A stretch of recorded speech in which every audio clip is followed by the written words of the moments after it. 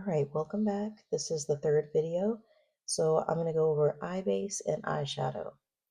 So you get out your favorite eye base. This is a darker one, but my 8-year-old picked out just about everything that I'm doing for this look except for the mascara, which I forgot to have her pick out. So I had to pick the same mascara brand as the brand of the wing pen that I'm going to use to make it easy on me. She didn't pick the moisturizer, she didn't pick the mascara or the setting spray, and I think that's about it. Everything else that she picked herself, so she had fun doing that.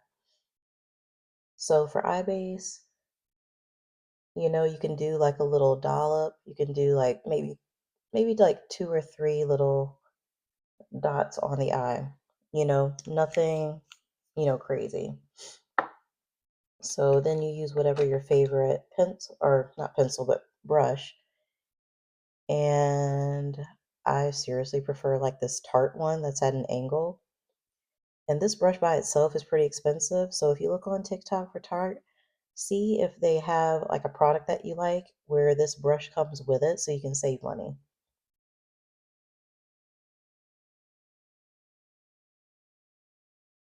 So I'm just I love this fluffy brush because it gets right in the corner.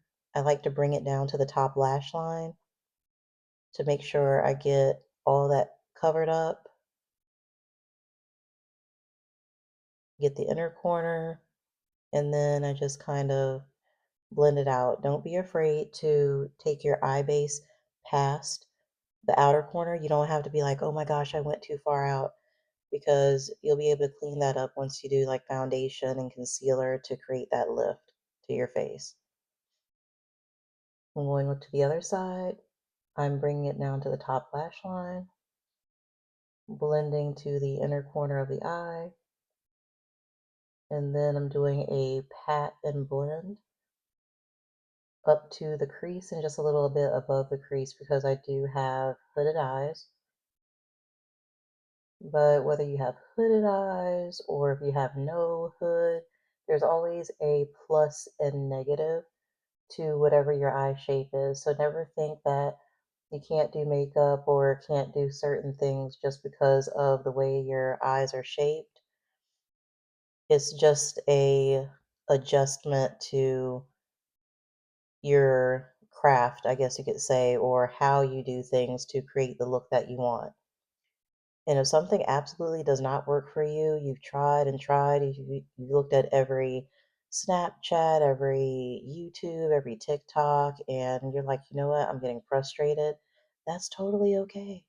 You want to do something that works for you and makes you feel comfortable. Like for me, I cannot do a proper halo eye to save my life. I remember one time I went to Ulta, and this is when I worked in a different city. And this girl, my God, she had the most gorgeous halo eye. And she looked so shy and reserved and everything, but those eyes were saying, I am a star. I had to compliment that girl. I mean, I probably had 20 years on her.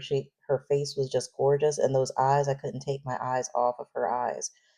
And I complimented her. I was like, "Girl," I was like, "Your eyes are gorgeous." And she smiled. She was like, "Thank you." She just seems so shy and to herself, and you just never know what people are going through. So, if you feel it in your heart to compliment someone, or if they're wearing something that looks gorgeous, give them that compliment because you have no idea what they could be going through in their life, and you saying something nice to them just really changes their whole day in a positive way. So if somebody is eating down with their makeup, let them know that they ate down because they just might need that little pick me up. So I'm done putting on the eye base. I usually do a lighter eye base, but like I said, my 8-year-old picked out everything. So now you want to do a simple eye, right? So I'm going to get a fluffy brush. Again, you don't have to use whatever I use what works for you. And let's see, let's just say you want to create like a little bit of dimension. On the outer corner, usually go for something a little darker. So let's see, I'm going to go in with this shade called Worry. And I'm using a palette that was like my first ever collab palette.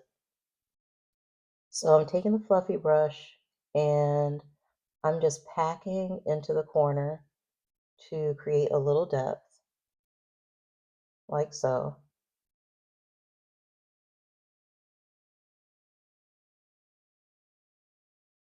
And so once I pack it in, I'm going to pick up a little bit more product of that same color. And I'm packing, but then I'm also going to do a little bit of blending. So I'm keeping the color on the outer corner, but I'm also blending into the crease. And I like to close my eyes just to get into the crease, to get it like, up in there. And then I keep my eyes open so I can try to bring that color up. Because if you have hooded eyes, you know that everything disappears into the crease, so you have to bring the color up. And to me, that's kind of like a positive thing because, especially you have big eyes, even after you fill in your brows, you have more real estate. So you can create more dimension, you can add more color to it. So whether you have small eyes, big eyes, whatever kind of shape eye that you have, there's going to be positives and negatives to every kind of eye shape. So just embrace it and find out what works for you. And once you find what works for you, you'll be happy. So never be disappointed in the fact that your eyes don't look the same as someone else because that person that you idolize and say, oh my gosh, their eyes look amazing, they may have like 1,000 more insecurities about their look than you can ever imagine. So never think that someone thinks that they're perfect because everybody has insecurities of some sort of way, some kind of way. Okay, so I did the darker shade, right? So now I'm going to take a packing brush and let's see. You got the darker shade, so now you want something a little bit lighter. So I'm going to go in with this shade called Mother. It's like a beautiful pinky coral shade. So I'm going to dip into that and I'm going to place that in the middle of the eye.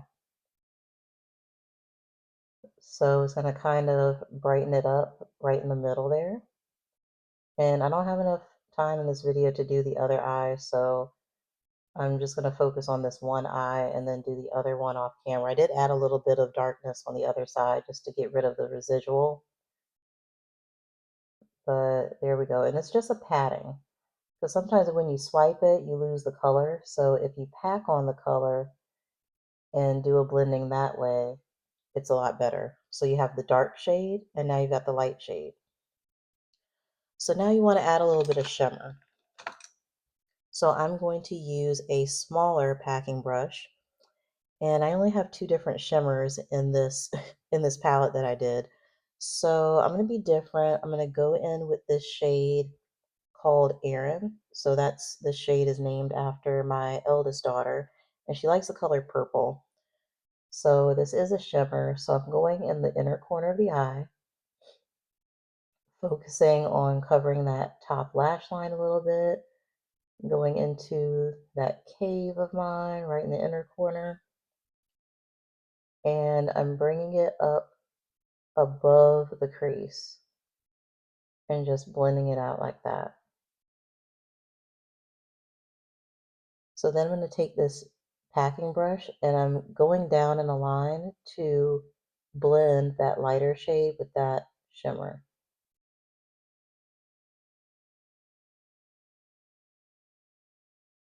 Now this is optional. You can take this darker shade and blend the lower lash line if you want, or just leave it bare.